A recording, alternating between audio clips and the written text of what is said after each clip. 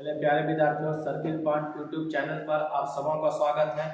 सबसे पहले 14 जनवरी अर्थात मकर संक्रांति के आप सबों को हार्दिक बधाई, शुभकामनाएं। उम्मीद करते हैं आप लोग सभी अपने घर पर दही चूड़ा का आनंद ले रहे होंगे और हम लोग इधर अपने टॉपिक को, जो कि हम लोग का प्रतिदिन का रूटीन है पढ़ाई, जो कि अगर आप नौकरी चाहते हैं तो आपको रेगुलर मेहनत करना है।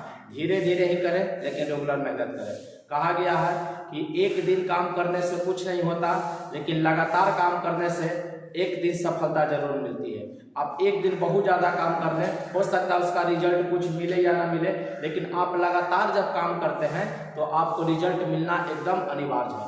तो आज हम लोग का टॉपिक है नीति आयोग। कल हम लोग देखे होंगे आप लोग वीडियो में पंचवर्षीय योजना को हम लोग समाप्त किए हैं। पंचवर्षीय योजना का 2 पार्ट बना हुआ था। आप लोग सभी अगर जो नहीं देखे हैं आप वहां से जाकर देख लें, क्योंकि पंचवर्षीय योजना के स्थान पर जो योजना आयोग बनाते थे पंचवर्षीय योजना को, उसी का स्थान पर क्या लाया गया? नीति आयोग लाया गया। ठीक है, तो बढ़ते हैं सबसे पहले नीति आयोग। तो नीति आयोग में देखेंगे पहला टॉपिक आप लोग को पहला पार्ट दिया है कि योजना आयोग के स्थान पर नीति आयोग का गठन किया गया। कहेगा कि नीति आयोग किसके स्थान पर आया? तो योजना आयोग के स्थान पर। नीति आयोग किसके स्थान पर गठन किया गया? तो योजना आयोग। योजना आयोग के स्थान पर किसका गठन किया गया? नीति आयोग का गठन किया गया। फिर से याद रखिएगा, योजना आयोग के स्थान पर नीति आयोग का गठन किया गया। अब नीति आयोग का देखेंगे NITI, इसका पूरा नाम क्या है?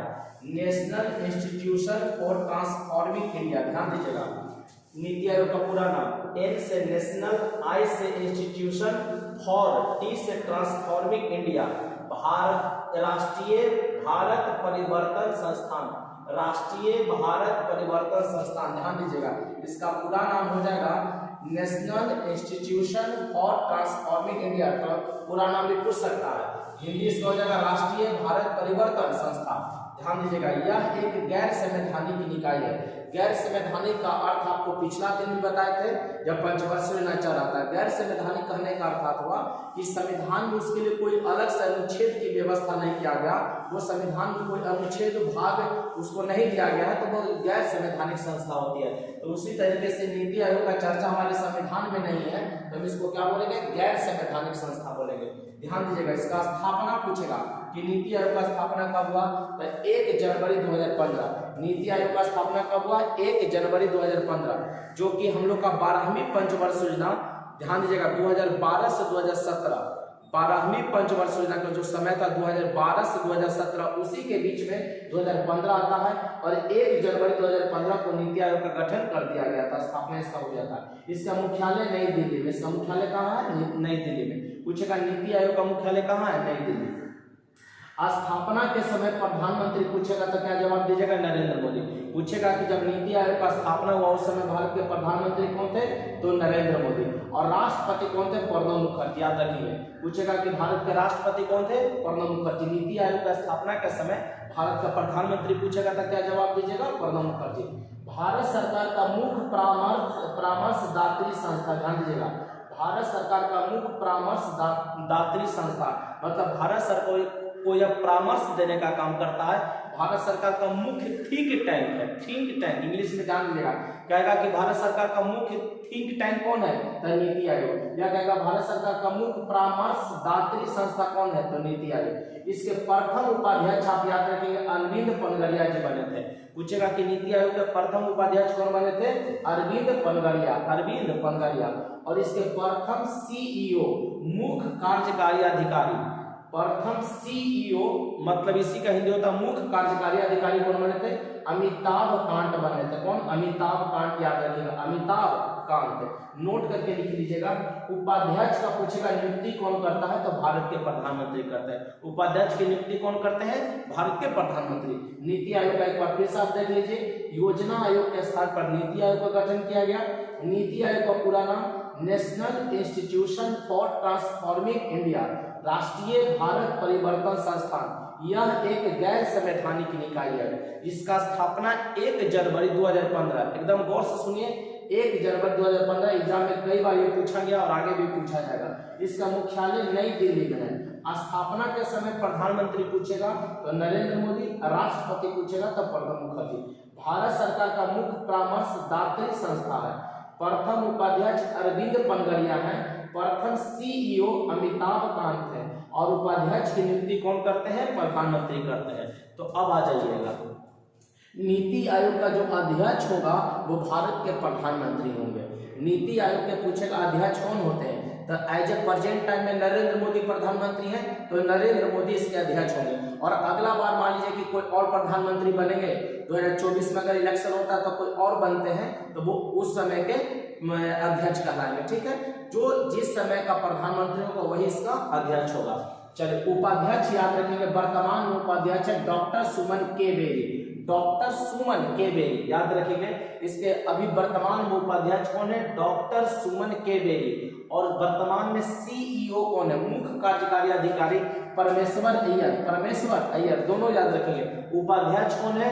डॉक्टर सुमन के बेरी। अध्यक्ष से ज्यादा आपको उपाध्यक्ष पूछेगा, क्योंकि अध्यक्ष आपको पता है कि जो प्रधानमंत्री होते हैं वही इसके अध्यक्ष होते हैं, तो उपाध्यक्ष पर आप थोड़ा सा ज्यादा जोर दीजिएगा, डॉक्टर सुमन के बेरी। और सीईओ पूछेगा तो परमेश्वर अय्यर। और इसके सदस्य के रूप में देखेंगे और कौन सा होते हैं इसके सदस्य के रूप में, तो सभी राज्य के मुख्यमंत्री और केंद्र शासित प्रदेश के प्रशासक शामिल होते हैं। जितने भी स्टेट है, जैसे 28 राज्य है, तो 28 राज्य के आपके मुख्यमंत्री होंगे। और जो केंद्र शासित प्रदेश से जहां मुख्यमंत्री नहीं है, ठीक है ना, जैसे आपके दिल्ली में मुख्यमंत्री हैं, पुडुचेरी में मुख्यमंत्री हैं, जम्मू कश्मीर केंद्र शासित प्रदेश से मुख्यमंत्री अभी वहां पर नहीं है लेकिन बनेंगे। ठीक है, तो वहां के केंद्र शासित प्रदेश के प्रशासक रहेंगे, और जहां मुख्यमंत्री का व्यवस्था तो वहां के मुख्यमंत्री रहेंगे, याद रखिएगा। अब इसका कार्य देख लीजिए, राष्ट्रीय विकास के लिए राज्यों की सक्रिय भागीदारी को बढ़ाना। विकास के लिए, पूरे भारत के विकास के लिए राज्यों की सक्रिय भागीदारी को बढ़ाना है। भारत में ग्राम स्तर पर योजनाएं बनाने के तंत्र को विकसित करना है। जो ग्राम स्तर पर योजना बनता है उसको विकसित करना है, क्योंकि जब तक गांव का विकास नहीं होगा, पूरे भारत का विकास नहीं हो सकता। क्योंकि भारत क्या है, पूरे गांव पूरे राज्य को मिलाकर एक देश बना हुआ, पिरोकर धागा में बनाया गया है, जिसको आप भारत कहते हैं। अगर कोई अकेला राज्य चाह जाए कि हम भारत को विकसित बना दे तो नहीं होगा, सभी की भागीदारी जरूरी है।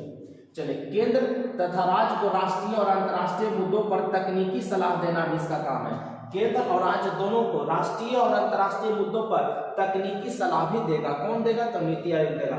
सहयोगपूर्ण संघवाद को बढ़ावा देगा, मतलब सभी राज्य आपस में एक दूसरे को मदद करते हुए काम करें, जिससे आपका देश क्या हो? विकसित हो। जिससे आपका देश क्या हो? विकसित हो। उसके लिए भी नीति आयोग काम करेगा। तो नीति आयोग का 4 काम देख लीजिए, राष्ट्रीय विकास के लिए राज्यों की सक्रिय भागीदारी को बढ़ाना। दूसरा, भारत में ग्राम स्तर पर योजनाएं बनाने के तंत्र को विकसित करना। केंद्र तथा राज्य को राष्ट्रीय और अंतर्राष्ट्रीय मुद्दों पर तकनीकी सलाह भी देगा। सहयोगपूर्ण संघवाद को बढ़ावा भी देगा। इसके अध्यक्ष पूछेगा तो इसके अध्यक्ष के रूप में प्रधानमंत्री होते हैं, और वर्तमान अध्यक्ष पूछेगा तो नरेंद्र मोदी बोल दीजिएगा। उपाध्यक्ष याद रखेंगे वर्तमान में डॉक्टर सुमन के बेरी, ठीक है, और वर्तमान में सीईओ बोलेगा तो परमेश्वर अय्यर। और इसके सदस्य के रूप में और कौन कौन होंगे? तो सभी राज्यों के मुख्यमंत्री होंगे, और जिस केंद्र शासित प्रदेश में मुख्यमंत्री नहीं है वहां के प्रशासक शामिल होते हैं। तो बच्चों, नीति आयोग का जो भी आपका था मेन इसमें टॉपिक, जो भी प्रश्न में एग्जाम में पूछे जाते हैं वो सभी आपको दे दिया गया है।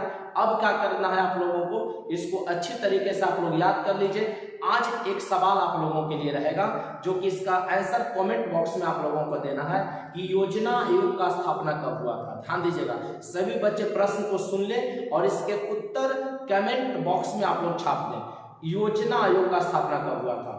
तो मकर संक्रांति के एक बार फिर से आप लोगों को बधाई, लेकिन साथ साथ आप नीति आयोग को याद कर लेंगे। दही चूड़ा तो खाएंगे ही, नीति आयोग को याद भी कर लें, क्योंकि पढ़ाई भी उतना ही जरूरी है जितना कि भोजन। क्योंकि अगर आपके पास नॉलेज नहीं है, शिक्षा नहीं है, तब भोजन फिर किसी काम का नहीं रह जाएगा फिर। ठीक है, भोजन की व्यवस्था आज तो है लेकिन कल नहीं हो पाएगी। एजुकेशन सबसे जरूरी है, शिक्षा मस्ट है। ठीक है, तो मिलते हैं कल के वीडियो में, तब तक के लिए जय हिंद, जय भारत, बेस्ट ऑफ लक। आप खेलते रहें, मुस्कुराते रहें।